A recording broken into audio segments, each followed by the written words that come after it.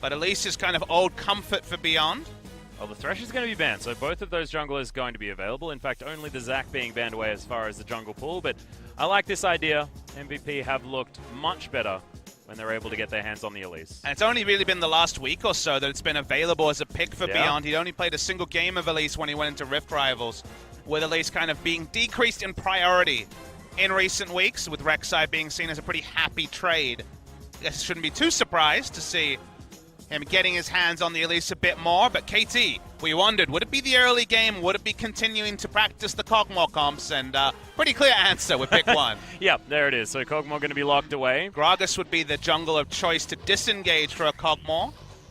Or Skarner. I think Skarner makes a lot of sense as well. I mean, the Skarner pick is pretty standard. The obvious this Skarner is pick. like first Skarner in forever, but... But I mean, we probably should have seen it coming. It makes a lot of sense based on the Elise that we're seeing on the other side. Now, what we'll say about Skarner, as Skarner is certainly a left turn. I love Skarner, by the way. Cinderhawk buff comes That's through, true. and that means that his clearing is faster. Would expect it to be a Cinderhawk Skarner. The rest of the item build, because the last time Skarner was in meta was Ambition bringing it back with Trinity Force. Yep, Warrior Trinity Force before Worlds last year. We've had no Skarner in 2017. And trivially, we have a first-round Skarner. And is that KT just playing to the crowd, playing against a team they should be beating? Very interesting, because there's a bit of anti-synergy about Skarner and Kog'Maw, because usually, I guess you can suppress people away from your team, but in my head, Skarner's used to bring foes to your team. True. Okay, Lulu being considered here. Pawn could, of course, play that, but Mata and Deft might be looking to put some extra pressure on the bottom side of the map. The hover of the cannon made me feel like it was Mata wanting to have lane pressure towards the bottom side against Rakan, who doesn't necessarily show as much presence unless he's going to be engaging with that grand entrance. So the thing I was going to say, Papa Smithy, is that if they were really doing the fan service, it'd be Mata playing support Skarner. Doubt that that's going to be happening. You know, I'm going to have a bit more information to work out what KT's doing with their first round Skarner. Really concerned it'd be taken away. Such a confident Skarner pick. You don't see Skarner picks like this, like first round, like, yeah, that's obviously like... They're on the red side. They could have last picked Skarner. Yeah, they could have done anything. Oh, but it's exciting. Jarvan going to be taken away from ADD, and there's the Karma ban as well, just to make sure that this build the Kog'Maw up composition is not going to be able to get into full flight too early. But building Ian, a champion with lane pressure in mid lane, is no trivial feat. Orianna for him, 0-5 on the season, one of his old blind picks. You'll notice that Syndra has not been banned at all against Ian in this particular game. Could be taken by KT, or could just be left open and baited out by KT Rolster. So interesting to see if Syndra just does shape up to be a confidence draft for Ian in the mid lane. Talia is standing out like a bit of a sore thumb at the moment, Papa Smithy. We've seen her priority rise incredibly high. But does Pawn want to draft the Talia into an expected Syndra pick? It is a bit of a headache of a lane. But it looks like perhaps they'll just be going for what they're confident on. There's certainly power in the KT draft, but it is unconventional, to say the least, of the situation. Yes. And against Elise Syndra, Talia is not going to be able to take teleport, you'd imagine. Would have to take cleanse, otherwise just die a lot. Well, I mean, Pawn is very good at just dying a lot if it comes down to it. That was his spring special, but he has shaped up in terms of KDA. Every time a team takes a blind pick Gnar against KT Rolster, you start to wonder, Atlas. Yep. About the Smeb Yasuo. It's like, Smeb, have you been practicing it? Probably not. He's often pretty confident to self-counterpick himself and take Rumble or Jarvan or something like that, so no guarantees there, and it'd be a surprise to see anything but a mid lane Syndra. They could go somewhere else. Corki is a pretty standard pick. I'd be surprised not to see the Syndra with the Elise involved, but they will still go for the Corki. Interesting. Yeah, so just going for the Nullify matchup, making sure that you've got enough wave clear to deal with it. And of course, lots of late game damage coming out of these two short-range pseudo-AD carries. Garen, that'd make some sense. I like it. Oh, wow. They weren't going for it, Papa Smithy. It wasn't a serious Garen pickup. Yeah, you started to wonder, didn't you? I was completely, I was all for it. I was like, Smeb, yep, Garen makes some sense. But no, it's going to be the Rumble, of course, because that has been left up. Lots of magic damage now coming out of KT, but that can be made up for by, a percentage of the Kog'Maw damage. He does a lot of magic damage himself, actually. To be clear to the viewers, this is a draft from KT that is saying, we just want to play what we want to play. They're not in any way respecting counter picks. taking Rumble into Gnar when Gnar wins the laning matchup pretty hard. After a couple of items can be a split push threat. Blind picking the Talia when there are obvious counters, including Syndra, which fits the wheelhouse of E into a T. This is a confidence draft from KT, which can be a bit of a double-edged sword. If they go out, they win confidently in 25 to 30 minutes, you just say, okay, KT Rolster in rare form. But this is KT taking multiple gambits and also giving us our first visit in the jungle of the Skarner for 2017. And I don't think this is necessarily a troll pick Skarner as well, because like you mentioned, the buff of the Cinderhulk, definitely a thing that has brought a lot of these old tanks back into the meta. And I like the idea of just basically snatching anyone with the Impale and having Cogmore roast them on their way back to the team. Like, it does make sense as far as how the composition could work. You can do some gymnastics about almost any pick. I just think that with the way they've selected it, with the wild growth synergy, there's some opportunities about it, but it could have just been Gragas, and to me, that would have been even cleaner. Yep, that's a very good point, Papa Smithy, but I'm the play-by-play, so I'm optimistic all the time, and I'm definitely optimistic about getting into the game.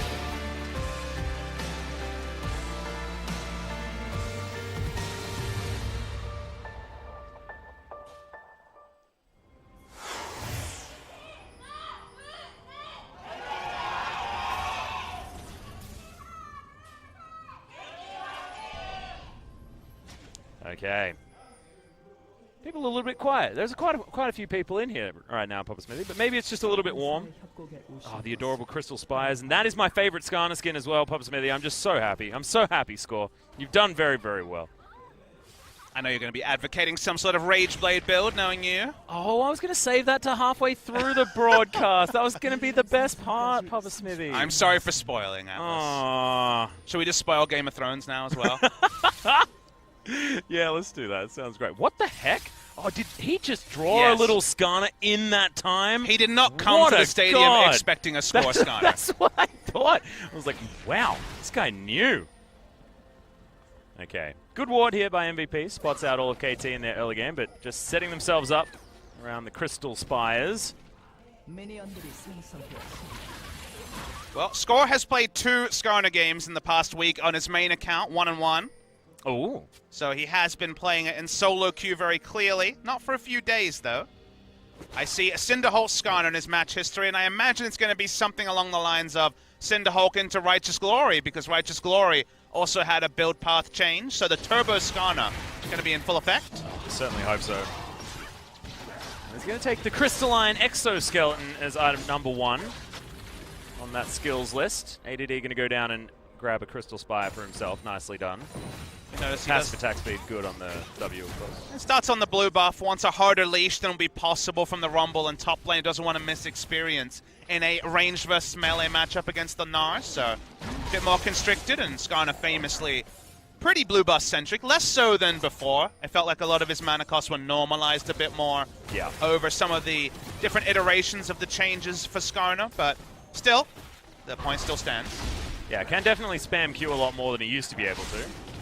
Sort of hurts your hands playing Skarner a little bit. Not quite Evelyn levels, but still does hurt a little bit. Those two are definitely the biggest offenders. Yeah.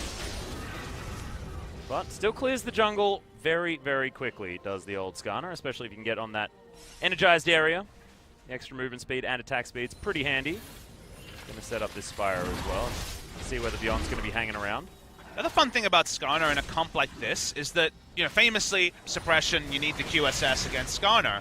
But if you think about it, QSS getting you very, very little value against any of the other champions. So being forced to take QSS against this comp is kind of like if Malzahar's support was the only thing on the enemy team. You feel like you need it because you have to respect the suppression. But when you're getting such low value apart from the magic resist portion of it, then it's forcing item builds and decreasing item efficiency. So when it works out like that, you have to smile. Yeah.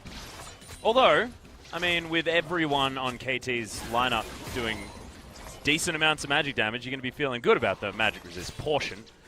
You're exactly right. Not a lot of hard CC coming out of this KT team composition, which makes sense. It feels like the KT flavor, you know? We want to do damage to you. We don't really care about CCing you because the best CC is death, as the grand entrance is going to be escape from there, but Mata has to use his flash.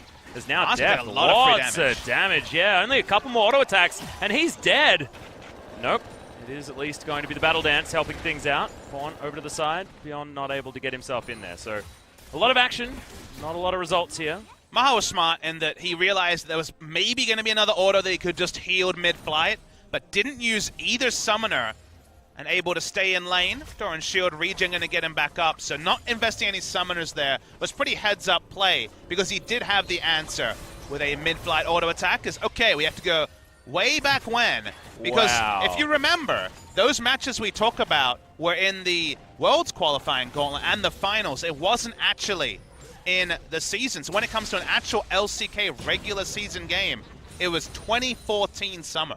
That was back in the OGN Champions Day. If you guys are watching this on VOD, you had to pay for the VODs. Yep. That was a long, long time ago.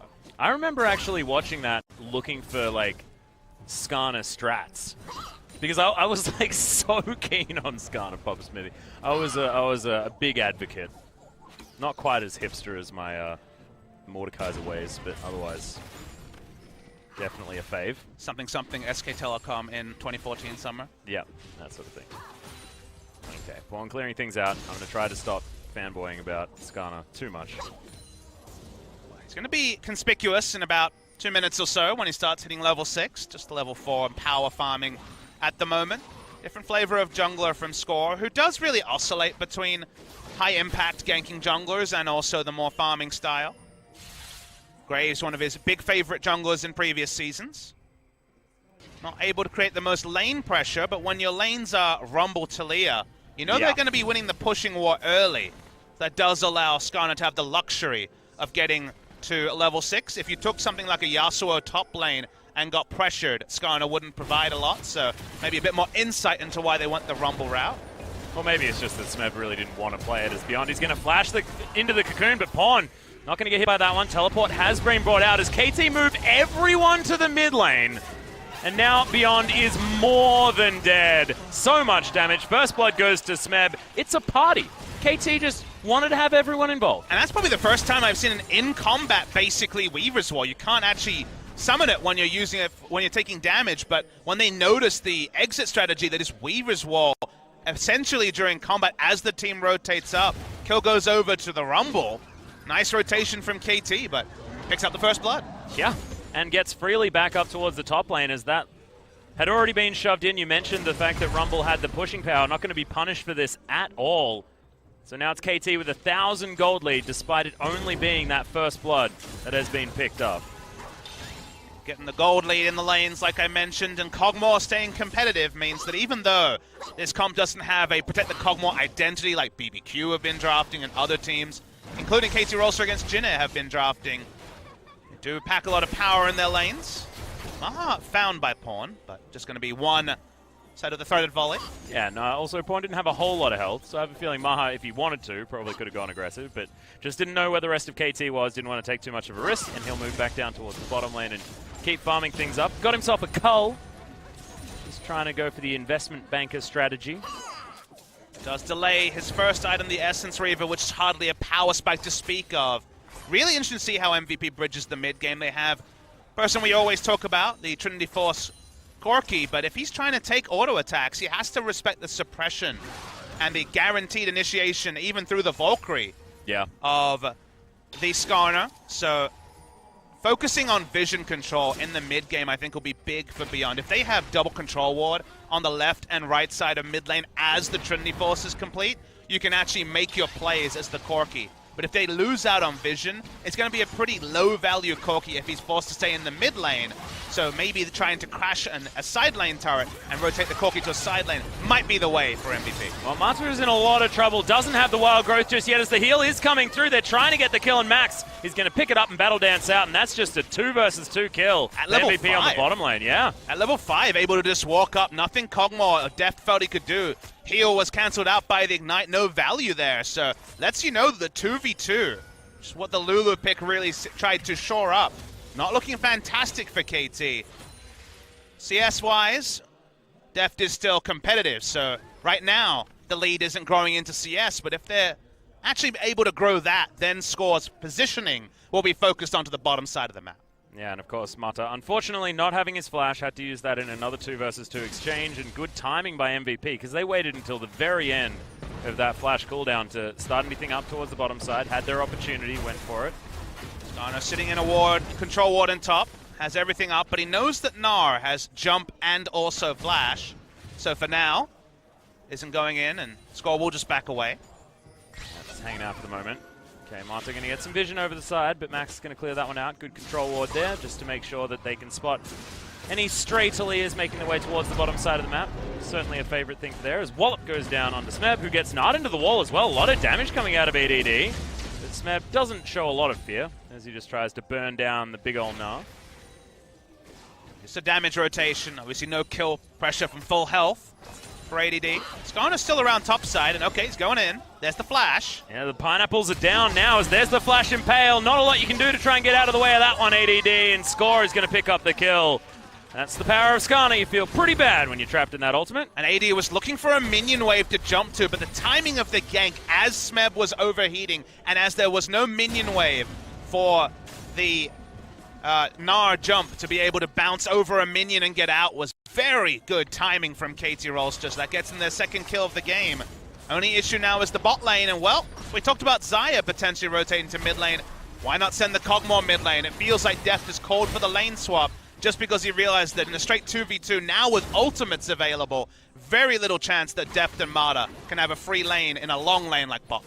Yeah, as well as the fact that Pawn's got a fair bit of wave clear, so he's more than happy to send into that turret and just throw pebbles down and cut down the minion wave. Maha and Max unable to answer the turret pressure that was put down top lane, but fortunately for MVP, KT weren't able to spend enough time taking that one down. Smeb will go back to that lane, though, with a 10 CS advantage and his Horning guys completed.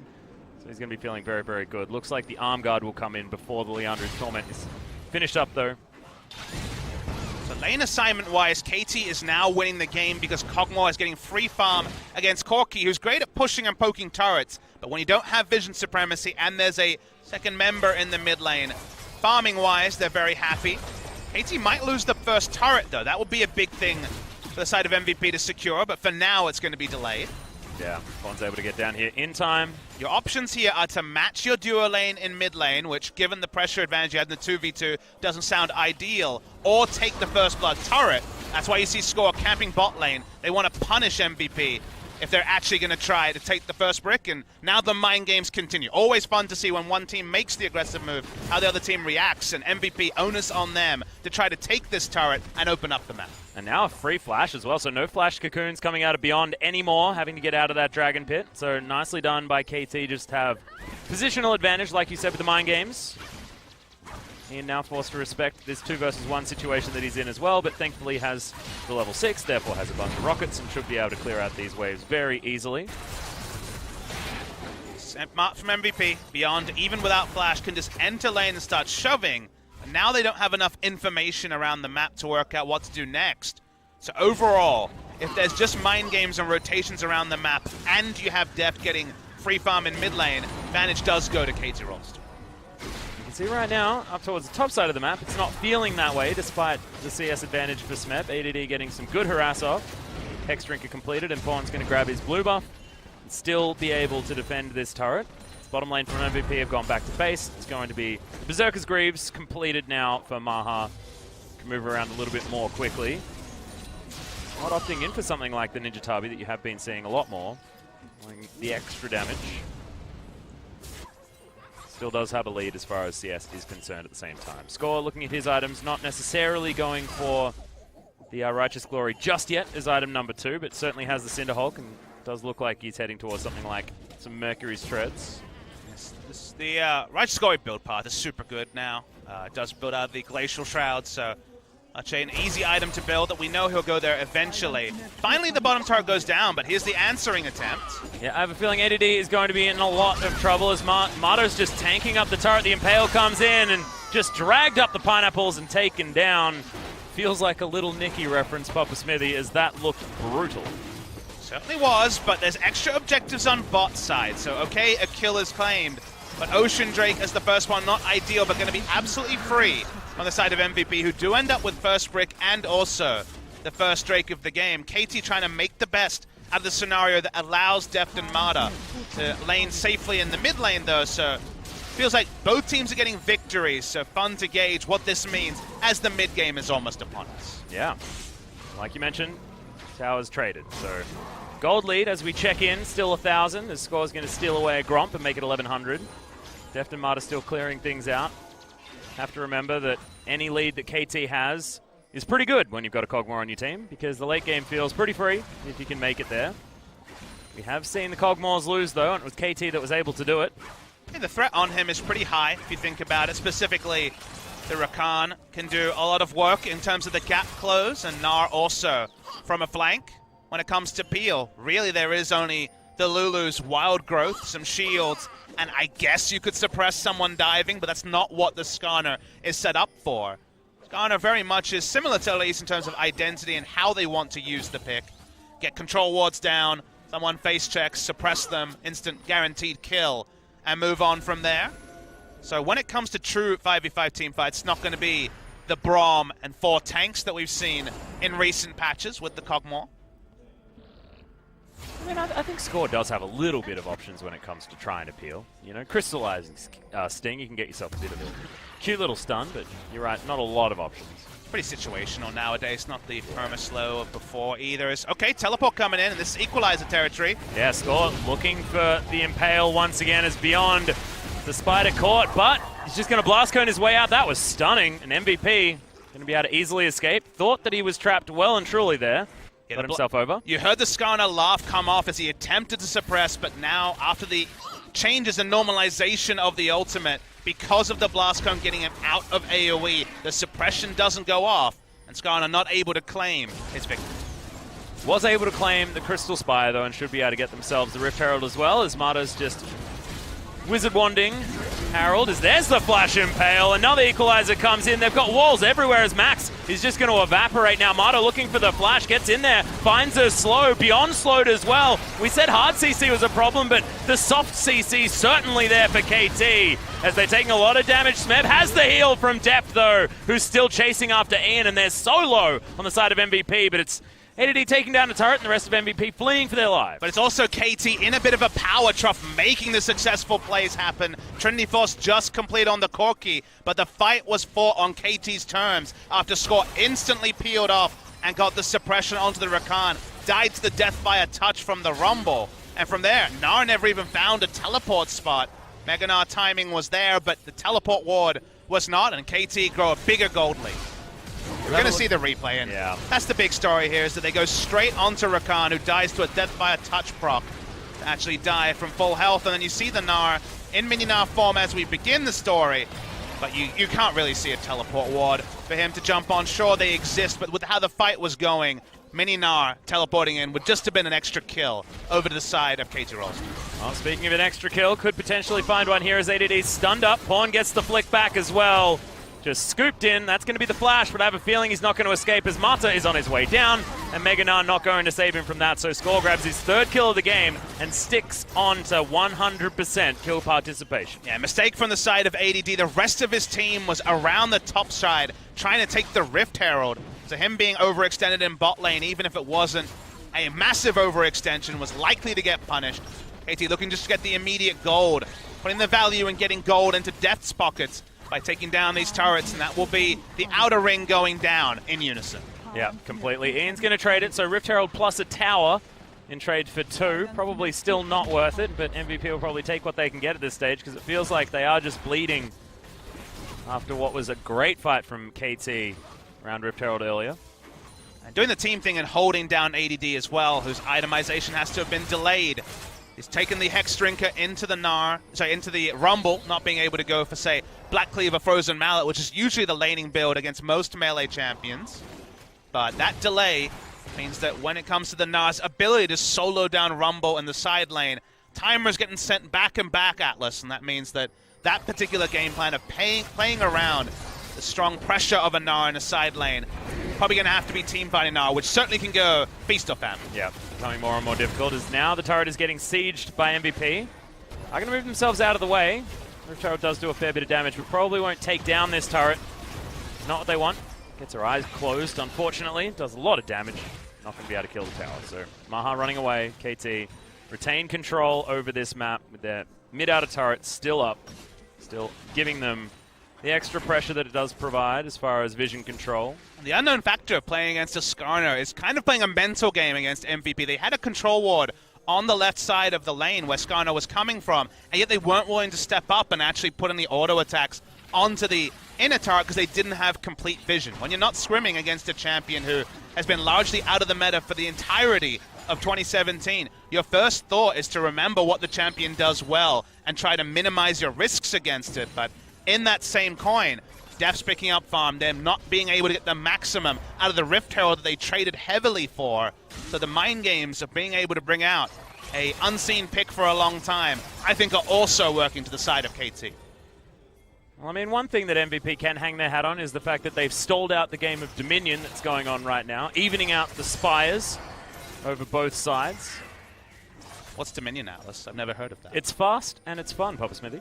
I think it's a past tense thing. Well, so are the KT members waiting in this brush because that's an exploded Mata. Impale does come in. Beyond is able to get up there, though, as Pawn wants to find the flick. Lots of damages. There's the flash out of the way of the Gnar, and Beyond is just going to burn down on the equalizer. I thought he might actually escape, but doesn't happen. Now Ian has to flash, but the harpoons landing from Smeb. Thankfully, the Valkyrie's there to get him out to safety, and that's going to be a 1-for-1.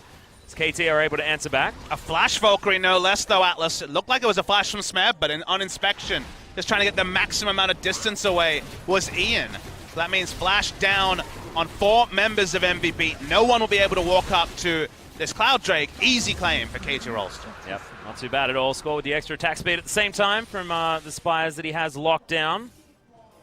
Or just that one Spire. Of course, you don't get stacking attack speed. That would be crazy. Get 6 of them, imagine that. Crazy down. A lot of this particular series I wouldn't have imagined on the start of the day. Yep. The first round Skarner lock-in. Love it. Impale almost back off cooldown, speaking of which. So no QSS is done. We'll just probably spell a kill, unless it's on Beyond one more time, who does have access to that repel. Kind of the headache for Maha, though, is he needs the 3 items plus a QSS, and he went Cull early, so being able to assemble all the items that a Zion needs to be relevant is a big headache when you add an extra 1250 gold to the equation. Featherstorm's not going to help you that much against the Impale, that's for sure. Yeah, you just jump up into the air and then you get killed. And you come back down again.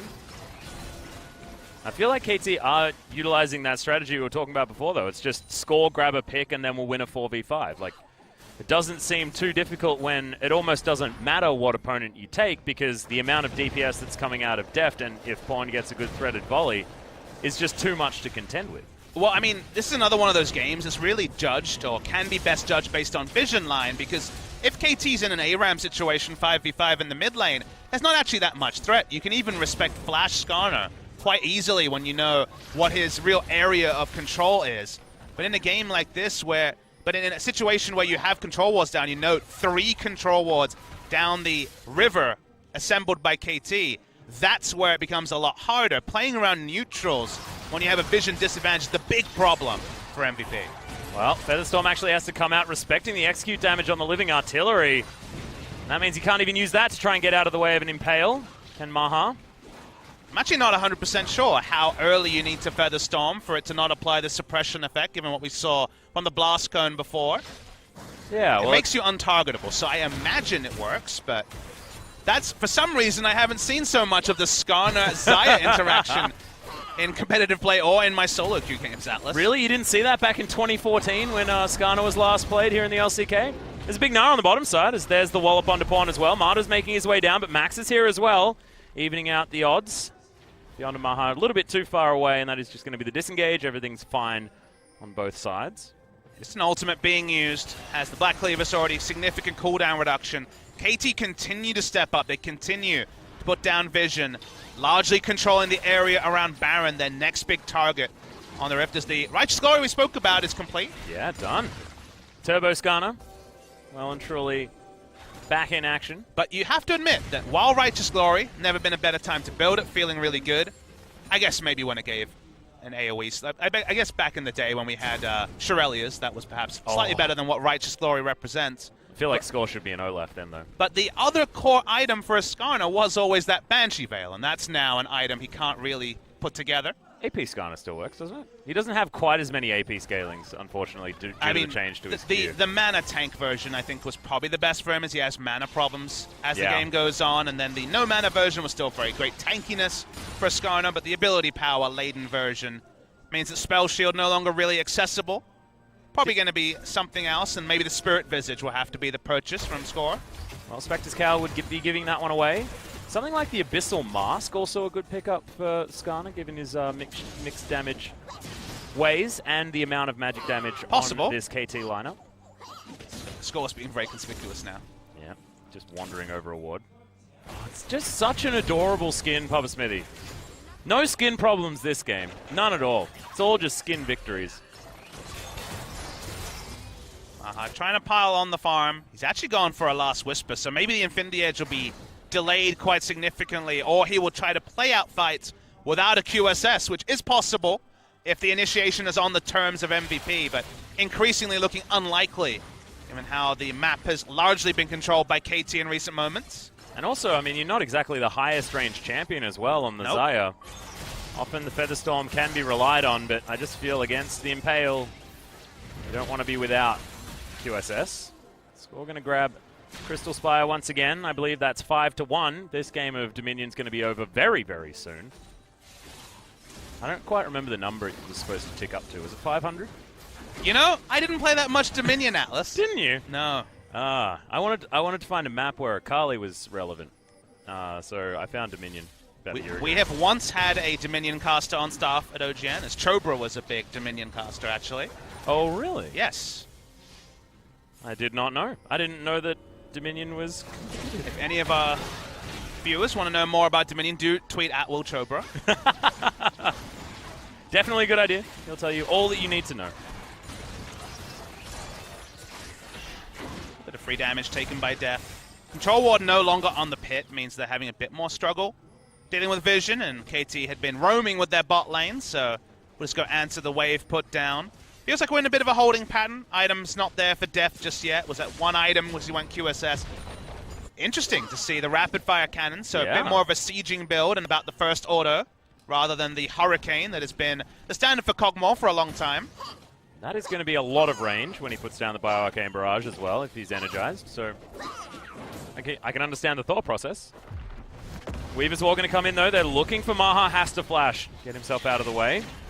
Didn't want to find out if he maybe bounced the wrong way or not. That was looking like a bit of a line ball one. Yep, also didn't want to use the Featherstorm to see whether he could just glide over it. I don't think that works. It's one of those situations that in hindsight maybe he would have been smarter to hold on to his flash. He will be no flash Xayah in a team fight coming up. No flash, no QSS Xayah as well. Big problem. Not for KT, they'll grab their second Cloud Drake, moving a little bit quicker. Definitely, if you've got a Kog'Maw on your team, you don't want to be going fast, so I like that. Of course, Armada going to be helping there as well.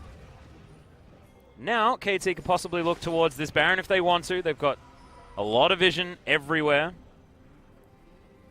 Score's position is known by MVP, so they're not too worried about any Baron pressure right now. They're starting to have a backup win condition in a multiple stack Elder Dragon. One more spawn of the regular Drakes first, though. It will be Ocean coming up in about 5 minutes' time. Oh, man. We've got an overcast day of dragons.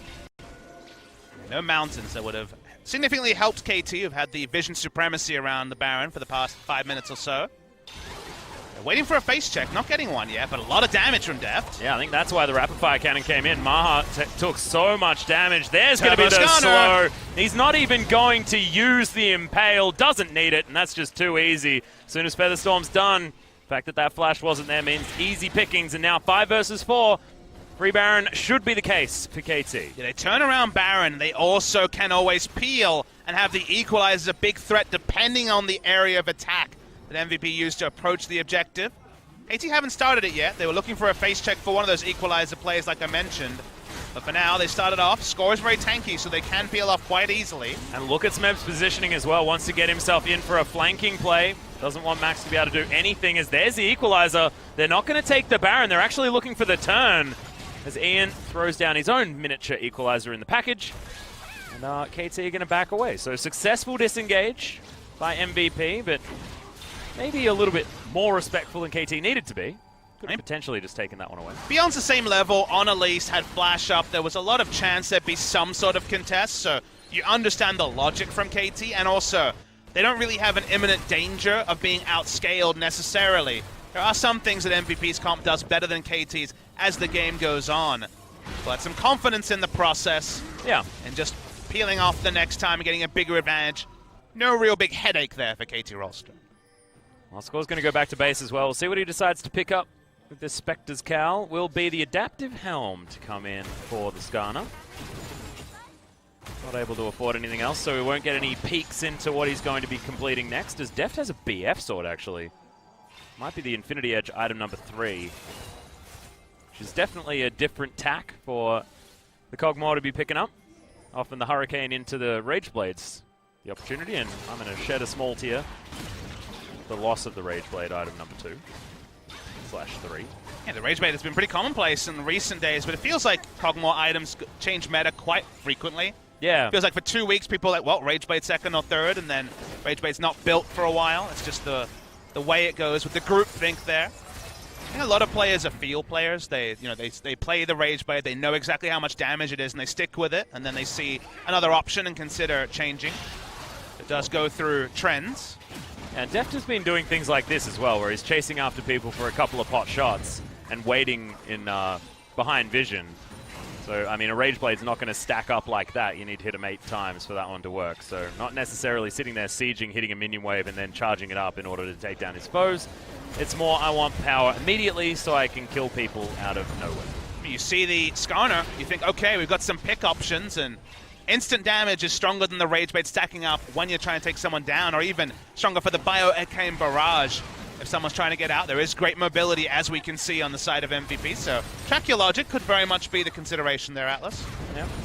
But I think the feel fact is probably more to the point. Deft is certainly one of those players. He likes a build, he likes a build. As Mata and Deft waiting to try and get a flank in here. Only 3 versus 2 as Beyond takes a lot of damage, but in comes Smeb. Wants to find the equalizer, really good position. As Maha has to just walk all the way down, it takes half his health bar, and in comes Pawn. There's the flick, and it's going to be avoided by Maha, but the ultimate not doing a whole lot of damage as KT have them about where they want him. Beyond's going to be the first one to go down as Deft is at full health. Not a lot of mana, but he just needs the auto attacks to make things happen. There's the scoop onto ADD. He's going to have his own scoop back, but it's the double kill for Deft, as they now have 2 on the board and haven't lost anyone. Such a pleasure to have the 2 best Rumble players in the world playing this week. So Marin yesterday lighting up the Rift, and Smeb, so smart. He knew exactly where they had to go. And understanding how a fight will play out seconds beforehand is what you need for equalizer positioning. Had the equalizer overheating to control space on the outside as well. This time the smite is down, and this time it'll be Baron for KT Rolster. Yeah, it was just a fantastic flanking play there as well, because with Pawn making his way in at exactly the right time with the Weaver's Wall, nowhere for MVP to go. They were just corralled and destroyed. And we're going to have a look at that one again. That is the dream. Maha takes half of his health bar from those there's pineapples. Nothing Maha can do. This time we see Pawn come in, and then watch how the fight plays out, because, okay, Beyond will die. That part is guaranteed. Maybe it would always be a Baron. But Smeb is being respectful. He doesn't want to jump in to free damage. And on the outside, when there could be burst, when there could have been a Mega Knot into the wall transformation, just equalizer, so not equalizer, just the overheated Flame Spitter with the Zonias, controls the space, they get the kill, now they get the Baron. Took a second time. The first time they weren't able to secure that objective. This time they have it, and KT looking to break the base with this Baron. Yeah, 1 replay, and that Baron gets evaporated, and that might have something to do with the Infinity Edge now in Deft's back pocket. This is a very, very strong Kog'Maw. 3 items, no matter what you've got. It's pretty ridiculous. He's now tanking up the turret. In goes Max. The flash had to be used there. Gets Pawn out of the way. Deft uses his at the same time. Both carries now without that defensive option. Trying to make a hard engage while Smeb and Score were bot lane, but get some summoners and a QSS, but nothing else. Okay, he gets walloped. Now smacked against the wall. Smeb might want to try and find himself a turret. The Score is able to just tank up everything. There's the Weaver's Wall in. Gets himself out. Should be fine, and KT just utilized this to move back towards the mid lane. They have all of the vision. Inside track, so these inner turrets should fall relatively easily. Good knock up there, as Deft should be in trouble, almost able to respond as ADD's in trouble. In goes in, it's a double kill now for Maha. as MVP are fighting back nicely, and that will stall this Baron play out. Nice. Yeah, mistake from Score. He didn't notice the QSS was completed onto Maha. Went in for the ultimate and was just taken down, DPS down pretty instantly. So KT didn't need to overextend. They'd already gotten the extra objective in the mid lane. Looks like they'll be able to back away. Rakan going to be walking over to face check, but I imagine it's going to be too late for the Ocean Drake. Yeah, Envision in the mid lane there as well. Still doesn't have his Infinity Edge like you were talking about. Lord Dominic's Regard completed before that one even gets started. Does have the QSS. Was able to use that in the last river fight as well. Keep himself up. So good that he actually decided to buy it in the end, even if it may not have necessarily been as early as we could have hoped for. There's certainly not complete inevitability about how this game will play out. While KT have made the smart decision multiple times over, you'll notice the gold lead is really nothing to write home about. But 34 minutes into the game, just about 3,500 gold. CS value is pretty strong for the side of MVP. It may not be the highest damage Xayah build, but it still is 4 items onto Xayah. And now the Mercurial Scimitar to answer the threat of the Impale coming through from Score. While things are looking good for KT, not willing to do anything more than pencil in an advantage. They still have not broken the base, and that's kind of their big objective. Yeah, and we also know that Xayah now with Lifesteal is going to be feeling a lot better. Mercurial Scimitar offering that one, of course. Just having flashbacks, Papa Smithy, to Xayah's sitting there like a turret, getting more health back than they're taking. Really the only diver on the side of KT is going to be Skarner, and alone can struggle trying to get the picks he wants in the late game. We'll have to adjust target selection now. Looks like Deft thinks that he's a diver. Here's the teleport. Big pretty flank deep. Coming in from ADD. He's got yeah, a exactly good right. Naba, though. Yeah, great position. Smeb's going to move himself over. He is in vision, though, as ADD moves himself towards the backline. Gets the jump in as Deft's in trouble. Ian picks up that kill. It's another good equalizer as Ian's just going to melt to death. Smeb grabs it. Look at the AoE.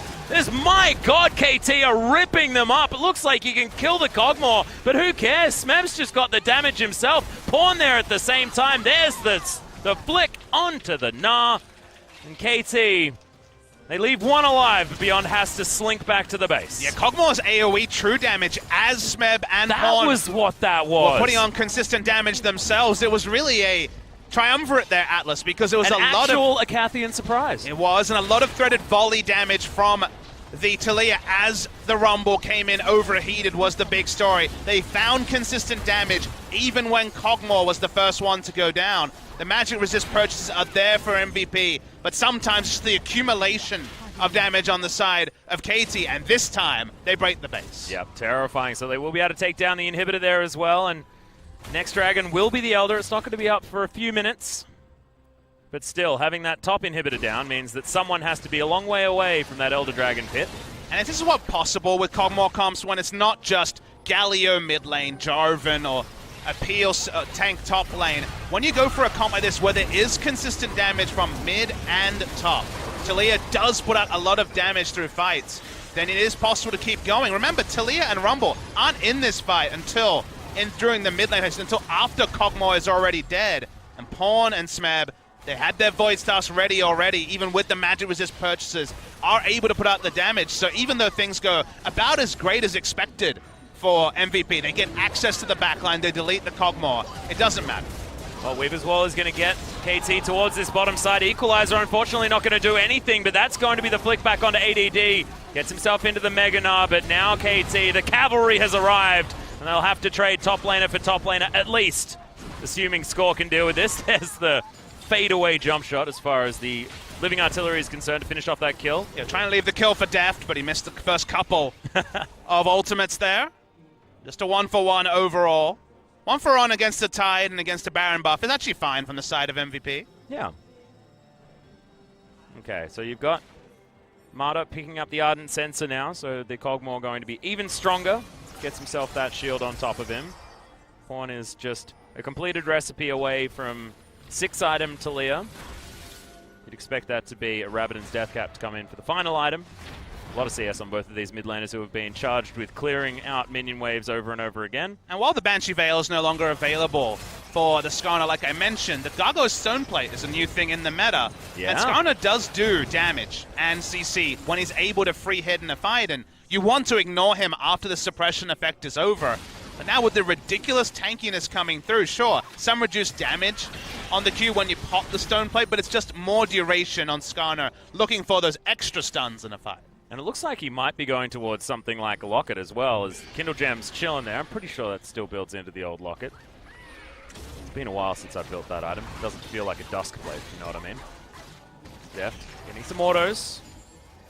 Just testing the waters though, as ADD moving himself over, clearing out some vision, and KT do want to defend this. Control ward stays up. Baron up as well. Elder Drake will be done in 45 seconds. It's just a matter of waiting game as super creeps are pushing towards the top side of the map. Feels like KT not forced to make too many plays, just clearing out vision, moving themselves back towards the Baron, and waiting for MVP to have to split themselves up. And also waiting for the Rift Scuttler's timeout, because that was giving permanent vision. Is the Weaver's War catches beyond? Yeah, has to use his flash to get himself out of the way. Living Artillery actually there, and Deft almost grabbing himself a kill. And lots of damage, but Deft answering that one back. Marta saying, get back here. Walking the dog. Now the Rift Herald, so the Rift Scuttler vision is gone. Now they know that Beyond has had to go to base, so even with the information, she'll be able to DPS down Baron, free Baron to KT. Yeah. Oh, that was an optimistic rocket by Ian. I wondered there for a moment. Yeah, pretty close. I mean, when you can steal it with a Rakan Q, I feel like a rocket does more damage. Marta just accidentally took a hell of a lot of package damage. Now ADD jumps himself over to the side. Wild Growth has to be used on Smeb, who flashes himself out of the way. Max has to escape from the fighters. There's the equalizer, beautifully placed on top of everyone, and the Impale will get the pick off on the tanky Gnar. ADD falls down, and now KT will follow MVP back to their base. Yeah, and when you're ahead like this, you can just suppress the frontliner and just kill the Gnar first. It means Ian and Maha will have less space. Smeb's just going to take free damage. Yeah, he has to use the Zhonya's to keep himself alive. Good shields are there as well, but Maha unable to get the Blade Caller damage in. Baron buff claimed, but not able to actually take a turret from it just yet. Can turn onto the Elder, though, which I imagine won't go contested, so still going to be bonus objectives to KT Rolster. Yeah, but against the tide, MVP are able to at least have control of the bottom wave, and Smeb wasn't there in time to save that turret. But look at this! My god, that dragon is falling extremely fast. MVP, no opportunity to get in there. Didn't want to do that 4v5 either. KT grab themselves the Elder Drake, will go back home. Mercurial Scimitar probably done pretty soon for Deft. There is the Locket, that is done for Marta. And there it is, Mercurial Scimitar completed. Lots of beautiful colors coming in for the Cogmore. And that's 6 items. That is a very scary point to be if you're an MVP fan. When you look at MVP's side, though, plenty of CS on Corki and Xayah. So they will do damage in fights, but their bigger problem is ADD. You see, he's 56 CS behind in a good matchup for Gnar. He's also 0-7 and 5. Hasn't really found anything in terms of the split push pressure, especially. Felt like Gnar was the champion who could walk the game the most for MVP, both in terms of the 1v1 over Rumble, but also in the teamfight phase. But fighting from behind for so long means that any sort of auto attack, even from Deft, is enough to force him away. And the options for the Gnar really only sick teleport flank, which should kind of be the icing on the cake for Gnar. Also sick teleport flank as long as he's got the correct amount of rage as well in that Gnar bar. So not quite with his items completed either. Smeb sitting at 5-1 and 9. He's got a luxury Rabidons that you just don't feel that you see on the old Rumbles. As there's the Weaver's Wall, classically used just to zone them out of the way. Deft throws down the Bioarcane Barrage. Should be an easy one, as now ADD was thinking about a flank. And KT know exactly what's going on. They just back themselves away. Don't let them get themselves into a gnarable situation. And they saw him with his Rage Bar, so good respect from Whoa, Maha KT. taking so much damage. Featherstorm still available, Flash and Heal both up as well. So it's going to take a little bit more than that to deal with him, but that inhibitor does not last long, and they've got another one open towards the top side. Looks like KT will move over to. Yeah, AD's been great position to transform, but knows that any transformation is going to be basically baiting his team into a fight he doesn't feel they can win. So hanging back, he has Flash, he has everything available, but does not pop the Gnar ultimate. Oh god, Beyond taking so much. Okay, so Deft just needs to get about 2 auto attacks, and everyone is going to melt.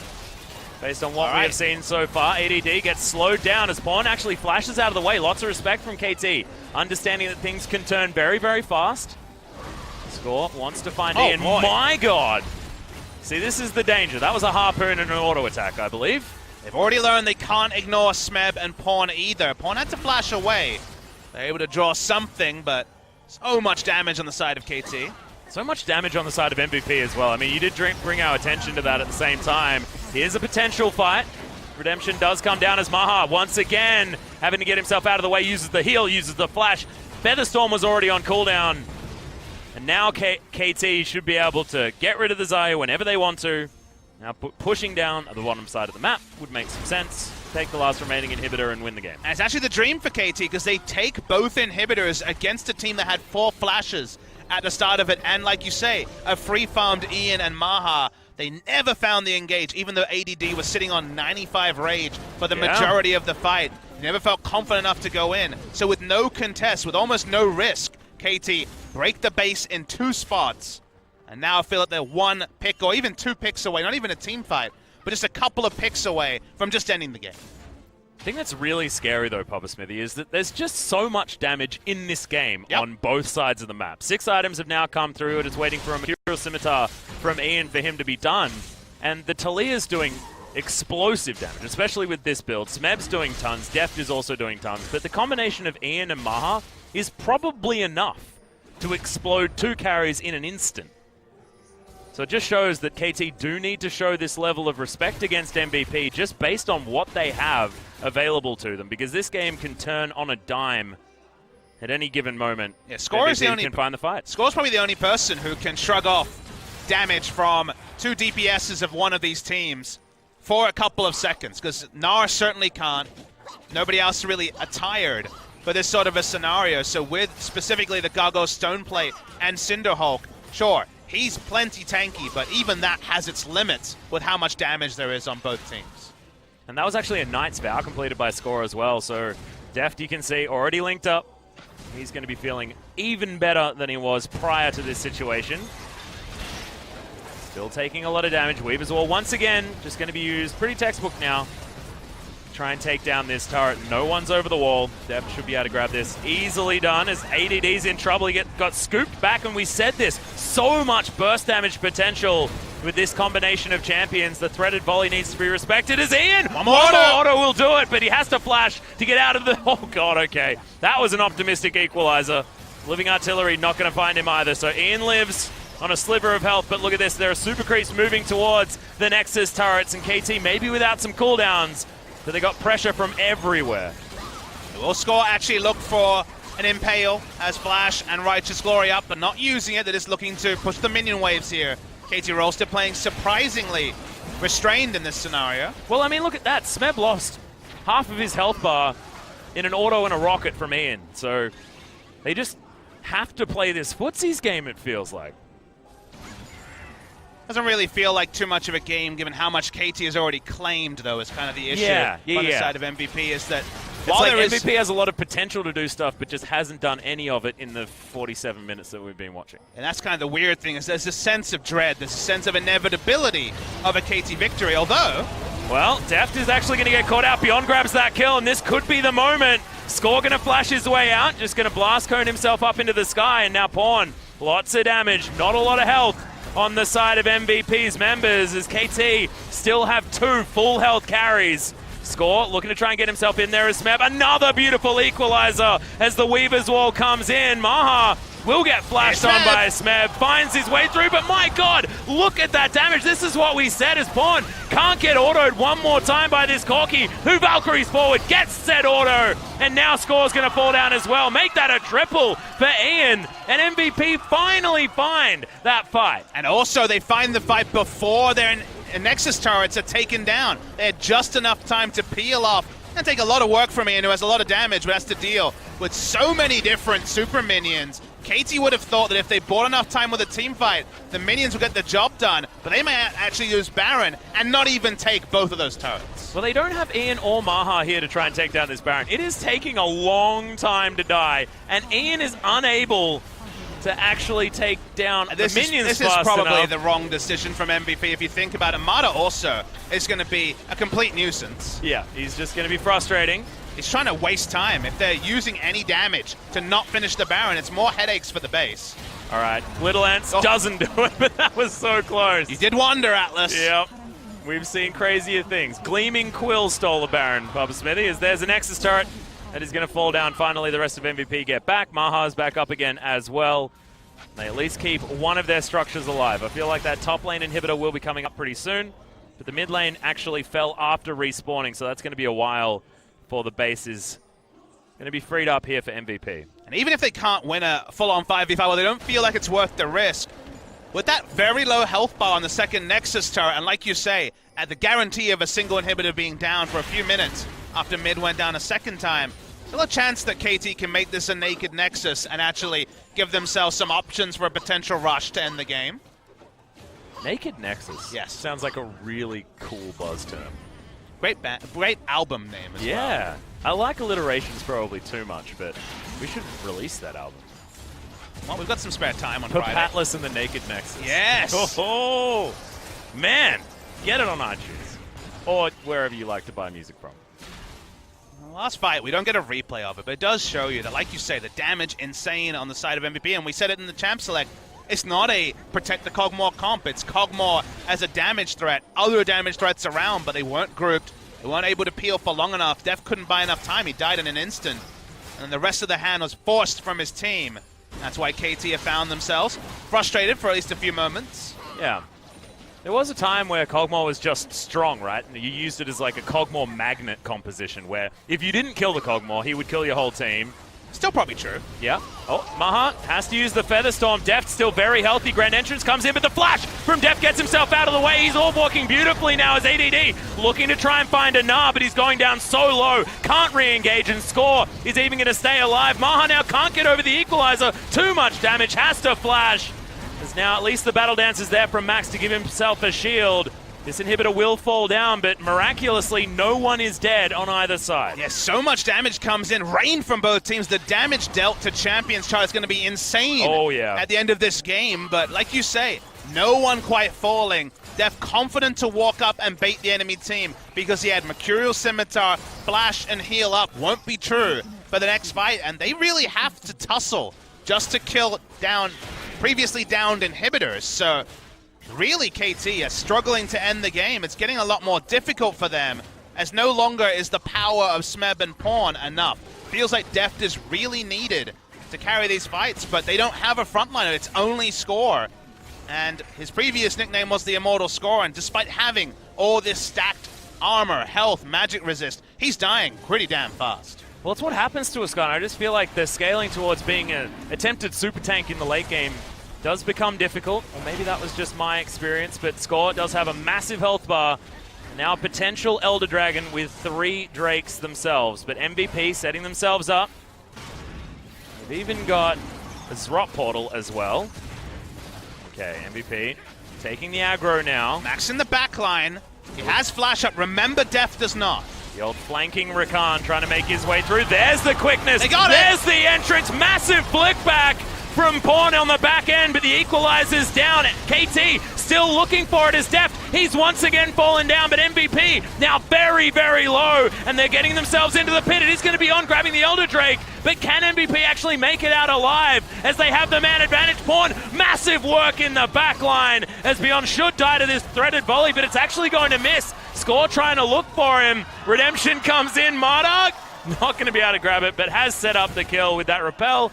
As that falls down, Pawn grabs this as Smeb has followed the massive creep wave towards this base, and with this many creeps, the Nexus not going to last long, and they're going to have a heroic battle against 4 members of KT, even though they've killed the Kog'Maw. Yeah, Super Minion's going to do the rest of the work. This should be game victory for KT. The fight was fought on MVP's terms. They deleted the enemy Kog'Maw with the excellent initiation from Max and also the Gnar ultimate. But if we get a replay of the fight, Atlas, 2 members were actually focused on finishing down the Elder Dragon while the rest of KT could rush down, kill 3, and you wonder if the starting call was right, but the in-fight, team-fight call was wrong, because when you delete the Kog'Maw, it feels like you should have better options, and securing the Elder Dragon, I don't know if that would have been the difference. Very hard to judge. It was a very charged team fight. It goes the way of KT. They have enough healthy members. They finished the game, but this game was a lot closer than you would have imagined after the first 25 minutes. Yeah, it's just